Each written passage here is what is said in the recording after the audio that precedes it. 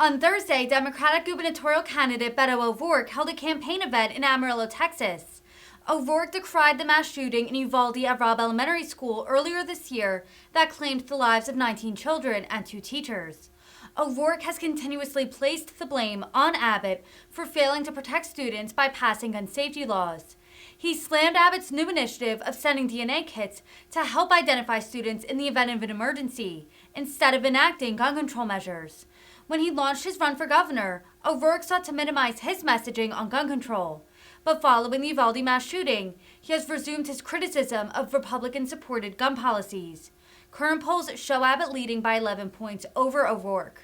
21 weeks ago, 19 children and their 2 teachers, 21 people altogether, were slaughtered in that classroom on the 24th of May in Uvalde, Texas.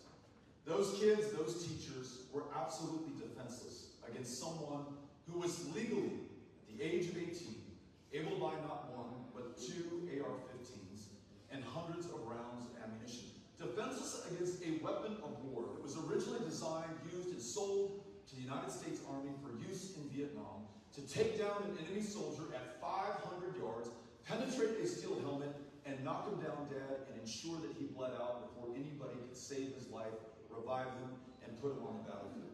Those kids were not at 500 yards. They were at 5 feet max. Nothing but a baseball cap on their heads if they had anything at all.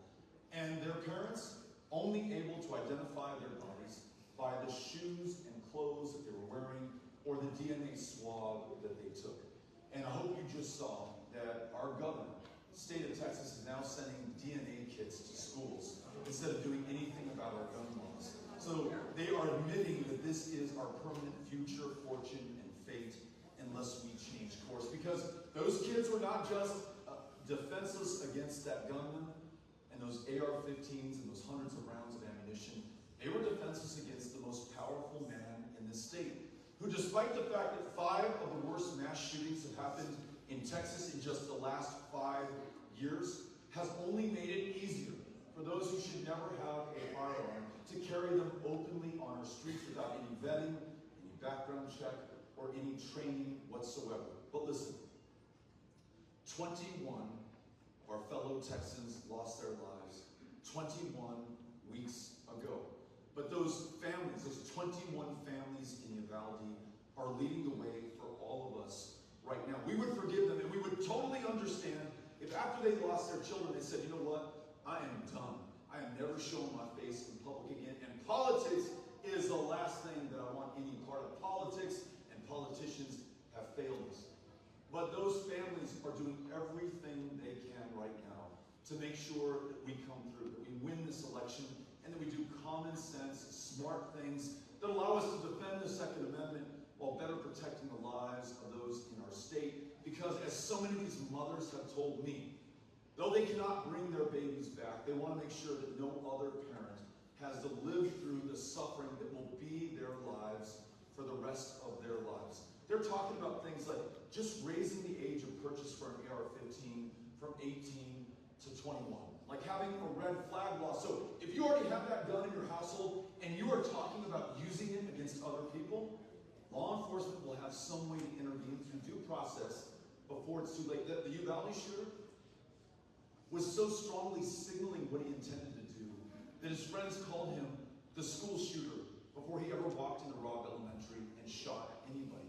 The El Paso shooter, his mom was so disturbed at the AK-47 that he purchased and the signs of distress in his life, she called the Allen Police Department in North Texas and said, what in the living hell does my son need with this kind of firepower? But because we had no red flag law on the books, the cops there said, ma'am, I am sorry. Nothing we can do. You're out of luck. Goodbye. He drove that weapon 650 miles, walked into a Walmart in my hometown on the 3rd of August, 2019, and just started shooting and killing anyone who looked like an immigrant or Mexican to him. A red flag law would have saved those 23 lives. And then a universal background check. And look, most of us in this room own or have owned or used guns. Just like you, I grew up with them in my house. My Uncle Raymond teaching me how to shoot and the responsibility of owning that firearm. When you go into a gun store, you've got to go through a background check in Texas. It works. That's good. But in our state, because we don't have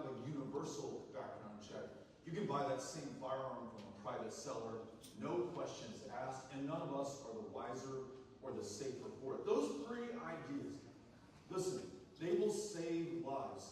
They make common sense, and those who are leading on this issue are those who understand it, unfortunately, better than any of us, I hope, ever will. We can get this done.